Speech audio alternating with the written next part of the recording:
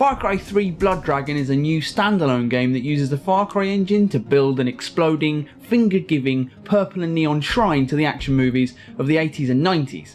I'm a child of the 1980s. I grew up mystified at the idea of reloading guns and thinking that the roundhouse kick was the highest form of cultural expression, so come with me if you want to live. Or, more accurately, if you want me to show you some film references that are in the game. The trickiest part really is knowing where to start, so let's begin with you. You play Rex Powercolt, voiced by Michael Biehn, the star favoured by James Cameron, who you'll remember as Kyle Reese from The Terminator. Come with me if you want to live. And Corporal Dwayne Hicks from Aliens. We're all in strung out shape.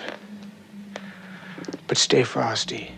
As this 8-bit intro reveals, the world is in a bad way. Nuclear war has engulfed the planet. And that's left everything, well, looking a lot like the war-torn Los Angeles of 2029 as seen in The Terminator. While we're on the Terminator, Blood Dragon's opening music by Synthie Nostalgia's Power Glove is a nod to atmospheric 80s scores in general, and the clanging, mournful Terminator theme by Brad Fiedel in particular.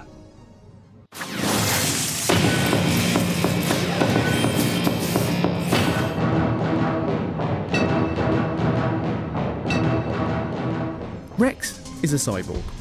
The 1980s gave us a lot of movies about cyborgs, but in particular Rex's glowing red eye references the Terminator again, and also, given the shape of the metal plate around Rex's eye, Universal Soldier, especially since that stars Jean-Claude Van Damme as a reanimated Vietnam veteran, and Rex died in Vietnam too.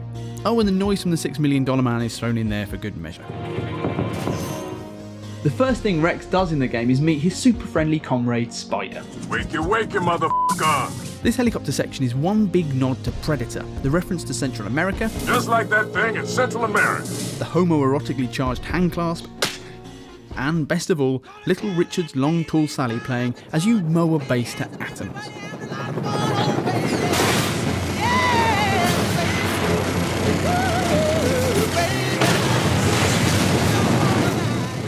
For finishing this mission, you'll get this trophy, a line Bruce Willis says in Die Hard when Al, I shot a kid Powell turns up at the Nakatomi Plaza. Welcome to the party, pal! That's interesting because the super cliche tell my mum not to look at my internet history scene later in which Spider thinks he's dying. Hey, Rex, if this don't work, you tell them. You tell them I died for my country. Tell her that yourself. Is a condensed version of an exchange between John McClane and Al. I want you to find my wife. Don't ask me how. By then you'll know how. I want you to tell her something.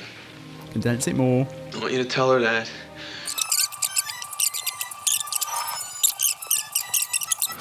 But you can tell her that yourself.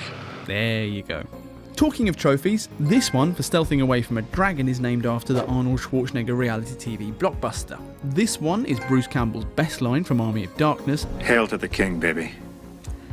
And this one is a line from Peter Jackson's vomit-slurping alien invasion movie Bad Taste. The headshot's the only true stopper. But my favourite is this one, which isn't from a film at all, but a routine by influential comic/prophet Bill Hicks. I was in Nashville, Tennessee last week, and after the show I went to a Waffle House, right? And I'm sitting there and I'm eating and I'm reading a book. I don't know anybody, I'm alone. I'm eating and I'm reading a book. And this waitress comes over to me. What you reading for? Back in the game, Rex is pictured gearing up for battle in a series of mini-screen vignettes. This is pretty much a shot-for-shot remake of the intro to arcade classic Operation Wolf, which in turn was inspired by the madman preparations of Sylvester Stallone in Rambo 3. Then, when Rex and Spider hack into the computer in the enemy base, the alarm gives them the same warning You have 20 seconds to comply. as Ed 209 gives to an unlucky OCP exec in Robocop. You have 20 seconds to comply. You now have 5 seconds to comply. 4, 3, 2, 1. I am now authorizing physical force. Somebody call an ambulance. And speaking of one-liners that disregard the value of human life, this quip from Rex He was dead tired. is the same one used by Arnold Schwarzenegger on a plane in the brilliantly rubbish Commando. Excuse me. Don't disturb my friend. He's dead tired. The guns hide a few secrets as well. Rex starts with the AJM-9 pistol. Look closely and it's the automatic handgun from Robocop, another film about a man reborn as a machine. This guy is really good. He's not a guy, he's a machine. Murphy. It's you. Not just Murphy, Alex J. Murphy, or AJM. Your machine gun is called the Phasertron, which sounds awesome and also like Lasertron, which is the company that popularised the quintessentially 80s pursuit of laser tag in the United States. So it makes perfect sense that you can also upgrade the Phasertron to fire laser rounds like this. Even cooler, the sniper rifle is called the CobraCon, which is a mashup of Cobra and Decepticon, the villains from the Hasbro cartoons G.I. Joe and Transformers. Fans use CobraCon when referring to team-ups between Cobra and the Decepticons, and Blood Dragon's announcement trailer took the form of a cartoon in the Saturday morning Hasbro style. Island and children sold separately. Sticking with Transformers, when Rex grabs the Killstar super weapon at the end of the story, which, by the way, looks like the glaive from Krull, which wasn't even a glaive, don't get me started, he reacts by quoting Stan Bush's power ballad from the film. I got the touch. You got the... Arise, Rodimus Prime. Optimus. And fair enough, it is a very cool weapon.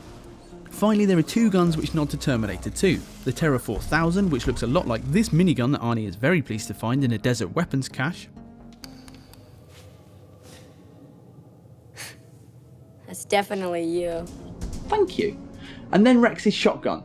The Galleria 1991, which is named after the year of the film's release and the mall in the film itself. I think he said he was going to the Galleria, right? Yeah. Where Arnie uses the same gun to fend off naughty liquid metal Robert Patrick. Also, cool reloading.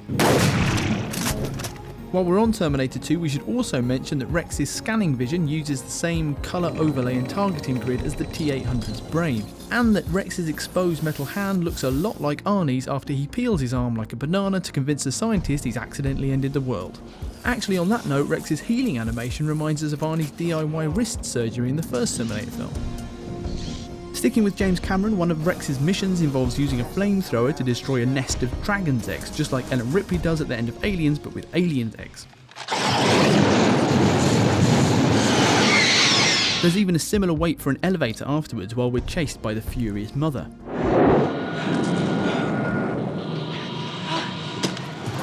Oh, that seemed kind of familiar to you? Yes it does. Rex's love interest is the suitably ridiculously named Elizabeth Darling. That's Dr. Darling. He sports the mad peroxide wave do seen on Bridget Nielsen in propaganda triumph Rocky IV. If Darling is modelled on Nielsen, it's a natural choice. The striking Dane appeared with Schwarzenegger in Red Sonja, and then Stallone in Cobra and Rocky IV, marrying and divorcing Sly along the way. Speaking of Rocky IV, it's clearly a big influence on Rex's obligatory montage sequence. His training is particularly reminiscent of Ivan Drago's super high-tech regime, although this classic bit of silhouette at sunset is a dead ringer for the touching cliff-top stretching in Karate Kid 3. Rocky IV returns again at the hyperbolic climax of Blood Dragon. As Rex approaches this battle-armoured dragon assault strike system, who, from the side, looks a hell of a lot like He-Man's Battle Cat, the music you can hear is Vince DiCola's subtly titled War from the film's final fight, a reference backed up by what the dragon says when you climb on board. I must break you. Although actually, the funny translated Animal Thoughts thing is more or less taken directly from Pixar's Up. I was hiding under your porch because I love you. Only with more swearing and philosophy. This is fun and sad. And I shoot lasers out of my fucking eyes. Finally, at the end of the game, when Rex faces his insane nemesis Sloane, he finds himself unable to attack thanks to hidden programming, which both recreates Robocop's classified Directive No. 4 and gives the game an excuse to throw in the most obvious reference of all. I am your father! No! And that is pretty much all we have. For no particular reason, we'll leave you with this cyber skeleton we found. Looks like he took an arrow to the knee. And a reminder: the winners don't use drugs. And of course, if there are any references we've missed, then please put them in the comments. If you enjoyed this video, or indeed the 1980s themselves, then you might want to check out some of the films that we've listed. They are all available on VHS right now, or if you prefer, most of them are also available on Blu-ray. And now I must go. Somewhere there is a crime happening. Somewhere there is a crime happening.